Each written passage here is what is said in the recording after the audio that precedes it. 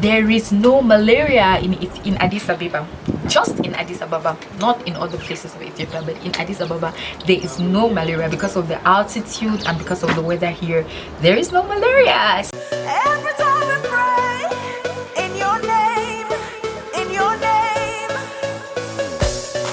Accommodation, guys, when you come here, if you're going to be staying here, if it's possible, if you have an Ethiopian friend or an Ethiopian somebody that can take you around to look for houses, it's gonna be better because they give different prices to themselves. Like they would give you a price in Ethiopian birr if you're an Ethiopian, and they will give you a price like US dollar if you're an international person. So they have a different price for international people and a different price for local people for the same household, for the same apartment, for the same room. So do get somebody to help you. And if you want a place, a decent place where you can stay and have little access to some of the few things, let's say furnished, like with a bed, a fridge, you can be paying something like $400 to about $800 per month. So, and mind you, you may not have a kitchen, because here in their guest houses they don't have kitchens. I really don't get it. I don't understand why in your guest house you're not going to have a kitchen. So they won't have a kitchen. Sometimes they can have a kitchen, but most of them at that price range, like that price that I gave you,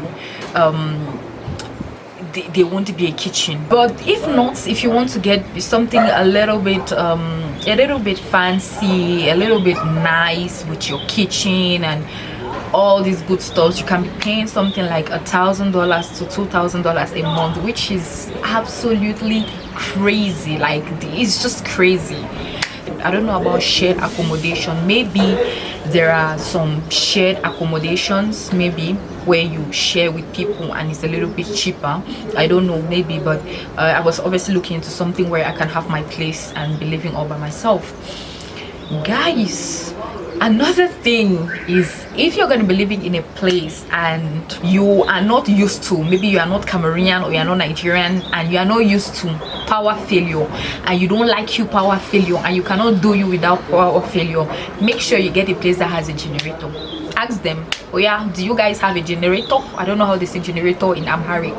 Ask them and make sure they have a generator.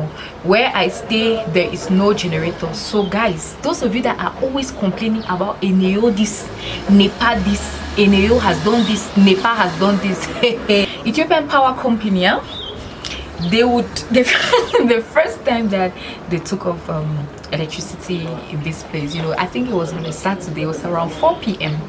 I was there trying to do some work and everything. They took off the electricity. I was thinking, it's not a problem, let me just wait. Maybe in the next 20 minutes or 30 minutes, the light is gonna come back. Like sometimes in Douala, they'll take off the lights and bring it back, and take it back and bring it back. Guys, I waited until I grew gray hairs. I waited as if we were waiting for the second coming of Jesus Christ. I waited till the next day, Sunday. There was still no light. Electricity came back at about 9 p.m. on Sunday, and let me say in 4 weekends, they can take away electricity in 3 weekends. Like, if you have in a month, voila, they can take away electricity like in 3 weekends. And mind you, this is just weekend when I'm at home. So during the week when I'm not at home, most of the whole day, I don't know what happens, if they take off if electricity goes or not. As for water, I haven't had any issue. Water flows like all the time. There's no time that water has gone away. There's hot water and everything. And guys, I'm mentioning things like electricity and water because if you're watching me from the abroad, these are things that we deal with here in Africa. You're not going to be hearing me talking about I don't know, some kind of thing. These are the realities of Africa. So that's why I'm discussing them, because this is what we go through here.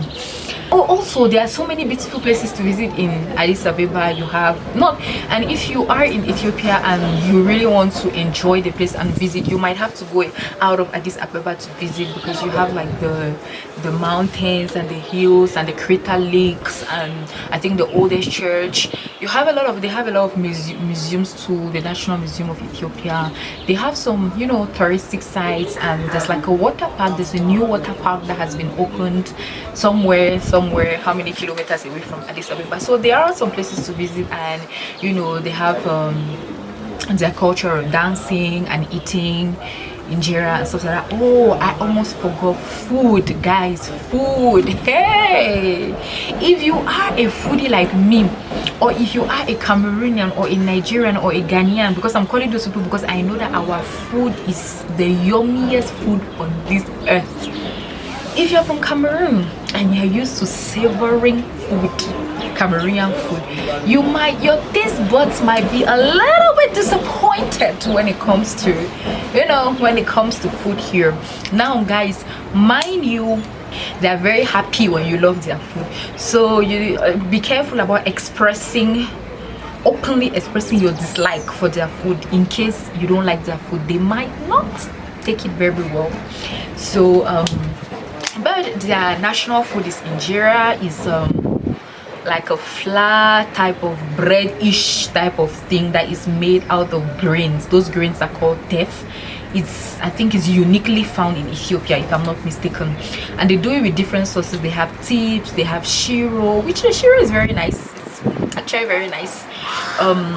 But that injera bread, I refrain from saying what I think about it, but it's not like anything I've tasted before. And then I have a little problem, because to find West African food or Central African food is not very easy here. I haven't found a restaurant yet where you go and meet ndole or eru or kondre, some kind of thing. Food, except if you're going maybe like to, if you go like to hotels or some kind of like international restaurants, you can find a little bit of variety, but there is not much variety. No yam, no cocoyam, no plantain. You would just find like rice, pasta, the teff, and potatoes. Yes, like I told you, fun facts, Ethiopians eat raw meat. Yeah, I know, they eat raw meat.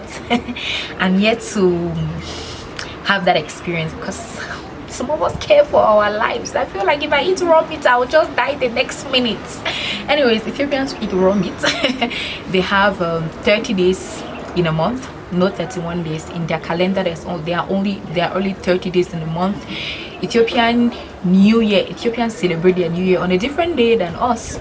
Their New Year is on the 12th of September. It passed I think a week ago or 2 weeks ago. Overall, this is a very beautiful place. The weather is good. We're used to a little bit of cold.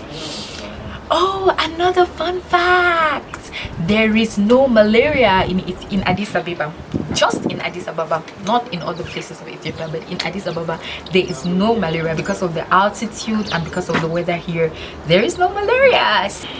On that note, let's say bye-bye here, because I'm not gonna take your whole Sunday telling you about Ethiopia.